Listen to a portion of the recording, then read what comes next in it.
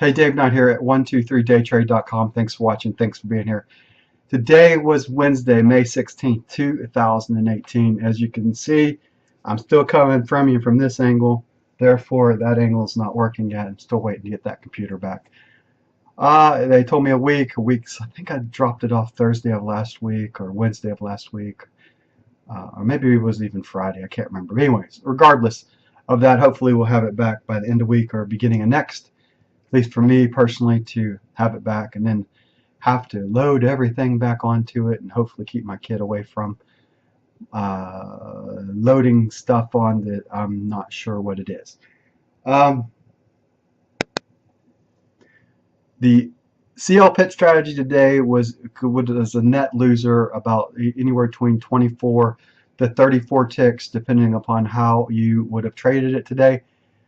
There was not really a huge move down. The trade was to short and the market went down, but it kind of stopped. It stopped at 70.85 on one time and it stopped at 70.80. I think if I would have held at 24, 71.24 on one, I would have been a net winner. So it could have been, it would have, should have, could have been a winner today.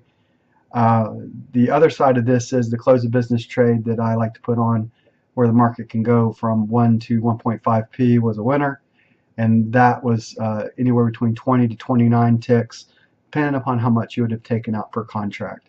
So 20 ticks to 29 ticks. So the tendency of the market to move 1 to 1.5p at the close of business, one way or the other, kind of a bracket trade.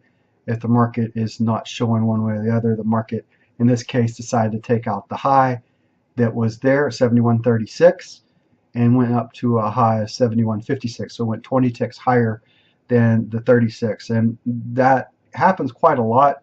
The market either trends back, trends up, but it usually, no, I wouldn't say trends, it usually makes a pop at the close of business, going a lot of times going back towards pivot if it hasn't moved during the trading session that much.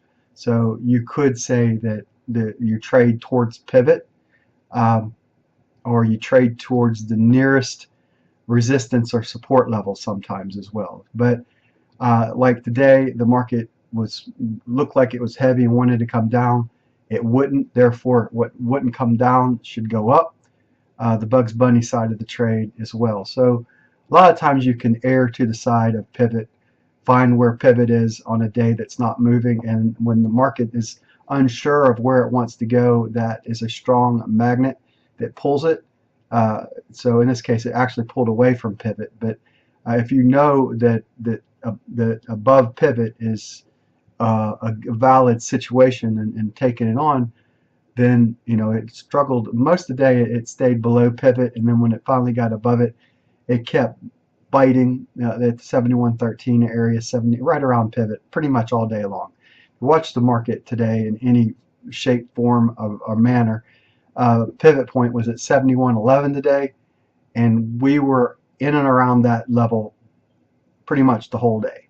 Back and forth, just didn't want to move one way or the other. The original signal was to be short, therefore what won't go down, a lot of times that reverse side of that, or the Bugs Bunny side of a trade, can take into effect. And so bracket the market. Do not be stupid. If the market does want to fall, you want to take advantage of that. If the market wants to go up, you want to take advantage of that. I recorded that. You can probably find that in the part 4 part of the video. I spent most of the day treading water, and I noticed there's certain things that I could have done better, and there's certain things that I did good. I was happy with the inventory trade itself, and honestly, I was happy if I had to reset as well. I wanted to get off of the 50,000, and by the way, I'm in day 1 of the 50,000. I decided to move up to the 50,000, and believe it or not, you can trade. I can't believe they let you do this, but you can trade in the combine 5 contracts into the.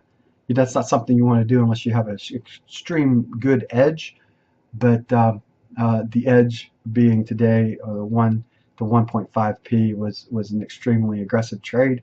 But with aggression and with aggressiveness comes winning and being able to pull out from one way or the other. So I got out,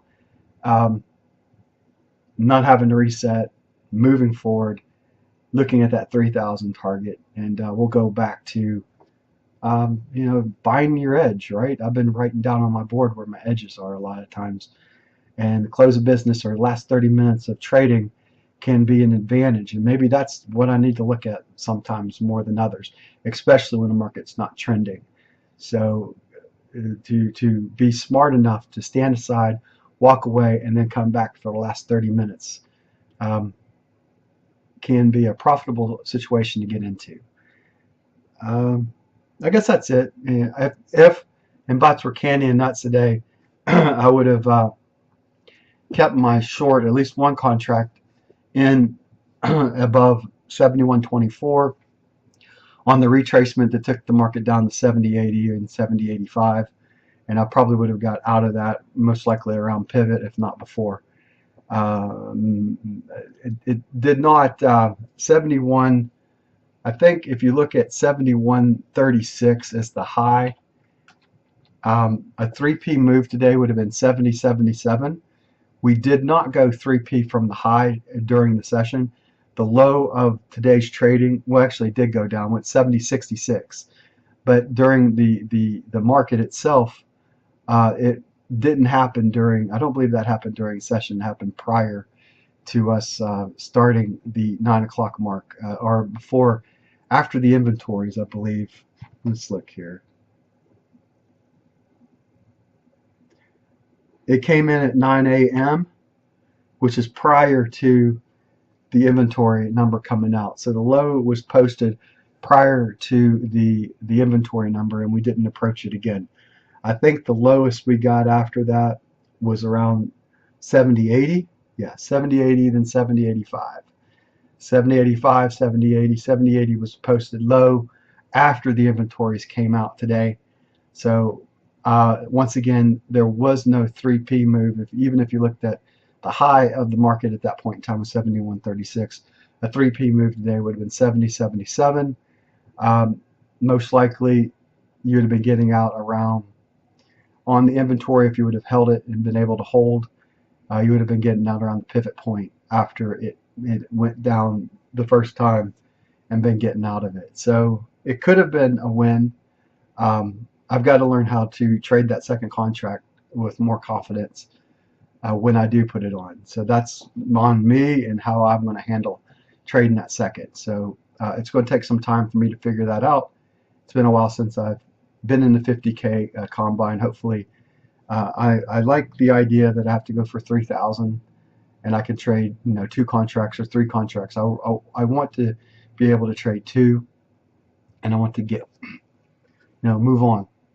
So $1,500 2 times is basically the same thing in the past of being able to get through the combine, get through FTP. So I just got to do it 2 times. So in other words, 3 and 3 is 6, I know, and then move on to the funded account. So be aggressive in the combine, be a little less aggressive in FTP, but still trade the edge and then move forward. So let's have some fun. I'm in a good place now. I feel as though I'm starting to get even though yesterday was a losing day and I made a mistake. I feel like I'm still in a good place, and we'll find one way or another to get out of this doldrums that I'm in right now. And obviously, I take all at full blame. When it comes down to bad trading performance, it's up to me to change that. And I got to learn. I got to be okay. Let me say this: I've got to be okay with stepping aside when the market doesn't want to do anything, and not worrying so much about the individual ticks. But if the market's not going to trade for a couple hours, get out, get away from it, then come back for the last 30 minutes. That might be the way of looking at the market. I've found a lot of the 30 minutes, if I can't win during the early part of the session, that last 30 minutes can turn the account around for what it's worth. All right. Dave Knight here at 123 Day Trade. I hope you had a better day than me. I'll see you on the next video I put together. Bye for now.